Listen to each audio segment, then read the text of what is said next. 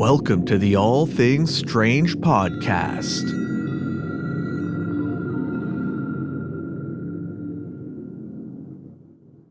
All right, today we're coming at you with some breaking news. We have a new witness for the JFK assassination. After all of these years, finally, a new break in the case. Or is it?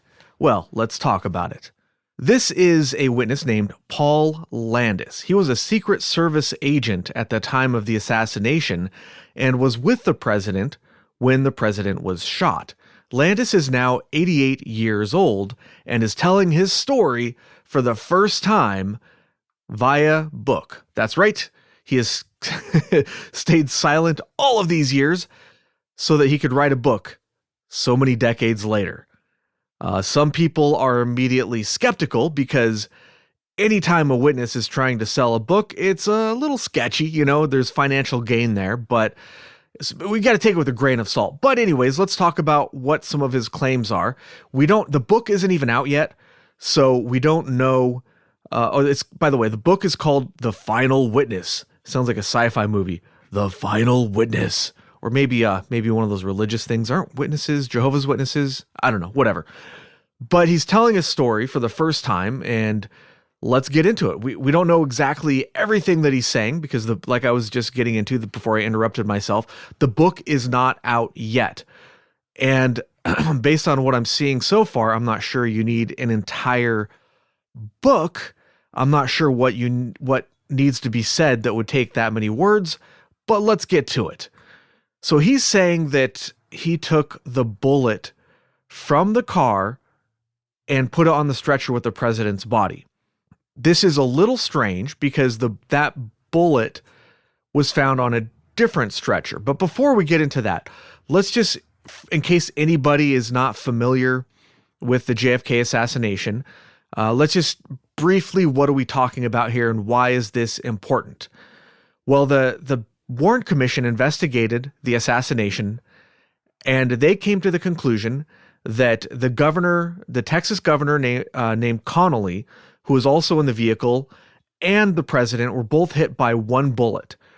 And there's the FBI did some calculations, and they figured that Lee Harvey Oswald could not have fired more bullets in the amount of time that he had, because of the type of gun he was using. He was using like a bolt action rifle. I forget the exact model, but he wouldn't have had enough time to reload rechamber the bullet.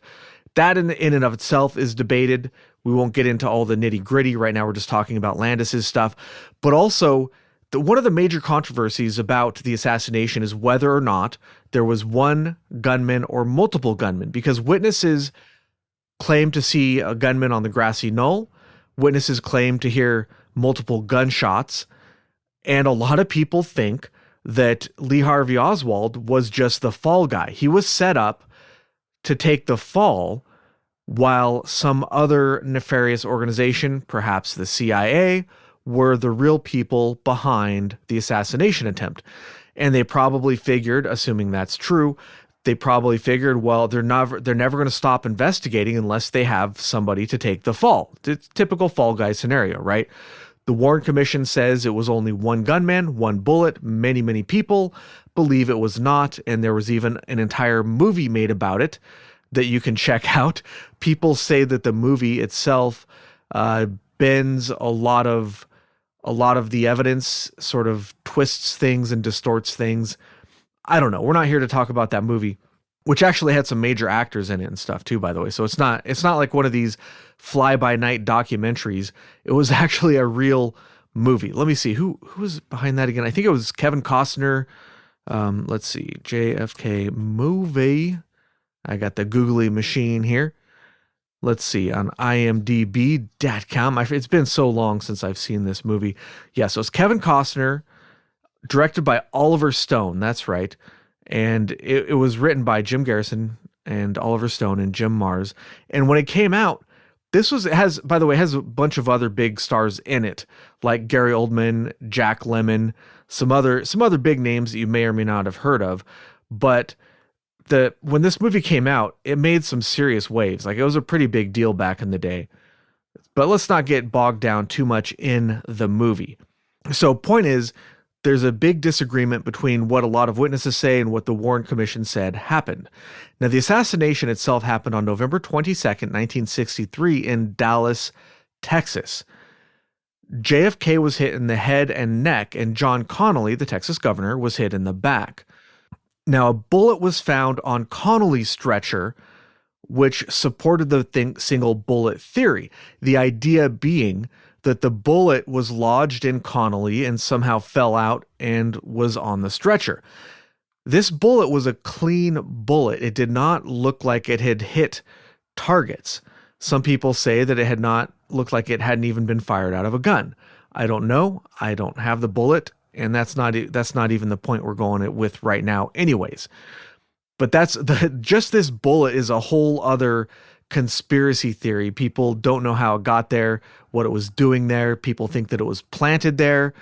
We don't know. It's a whole other thing, which we won't go into now because we want to talk about Landis.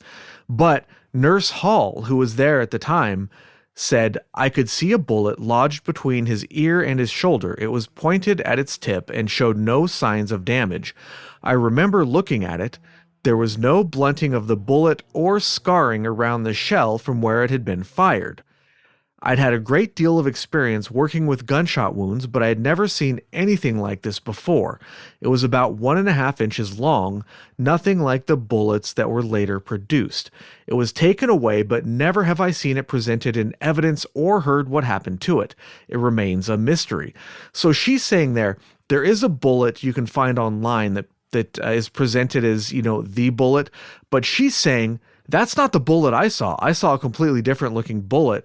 So like I said, that bullet in and of itself is a whole separate conspiracy that I just wanted to read that quote from her because it was just really interesting, but that's a whole other topic.